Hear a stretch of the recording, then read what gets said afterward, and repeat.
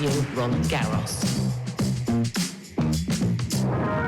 Radio Roland Garros will be with you from 11 local time, broadcasting live from Paris, bringing you ball-by-ball commentary, exclusive interviews, and all the very latest news. Radio Roland Garros. Listen again, replay. Break point for Raducanu.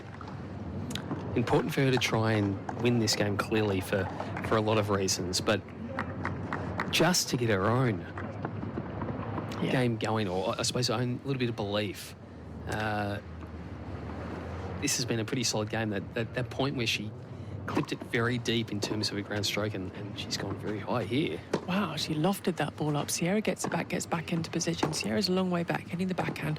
Raducanu is now being pushed back herself. Both of them trying to gain the advantage, and then just it doesn't seem to set herself right. She misses out wide, and it's deuce. I've just seen Jill Smollett in the crowd, the long time and still agent of Serena Williams, also working, and by the side there she is in the front row of Emma Raducanu.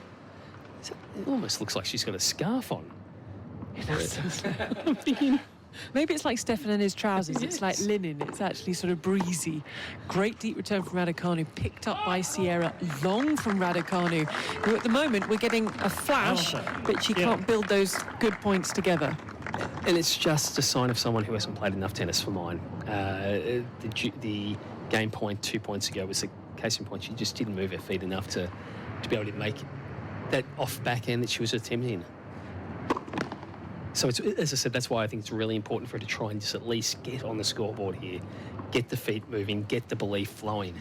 Yeah, because it could go downhill very quickly if she doesn't get on that scoreboard. She lofts the backhand up again. It's brought down to the middle of the court by Sierra. It's netted by Raducanu. So that's 4-love, Sierra. What did you make when you heard the news that she had reunited with her US Open winning coach, Andrew Richardson? I think it's a positive step because they clearly had a winning partnership. The challenge will be, it all ended so quickly afterwards, and we know that they've had little things, little moments in time, and I think he was only a temporary coach for her at that stage. So there is an element of grasping for something that, what works. And I remember, I've talked to people out of coming out of the Australian Open where I thought she was actually okay in Melbourne. I thought she played pretty reasonable. But what the team at that stage was trying to put in place, I think, was also the right thing, to try and teach her a different way to win, a different way to play. And this for mine is, I'm going back to relying on what worked. I don't. For, happier times when it worked. When it works. And I know the camp has been, they're clearly, people that have sounded out at different stages who have got great experience. She's worked with some experienced coaches. I know that others have been approached to, there are elements there that weren't as attractive to work with. She's clearly an exceptionally talented player. I think she's demonstrated that, and I think her results have been encouraging this year. Like, I think to where she's ranked is good. It's good. Like, I think there's still a lot to like about the way she plays, but just being unwell at a critical time. Look, let's hope she can again somehow find her way back into this match. I think it's one that you play here to then build to.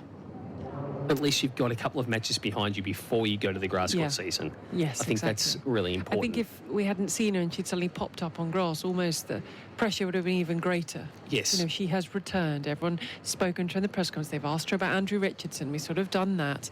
And now, hopefully, as much as she ever can, just focus on the tennis.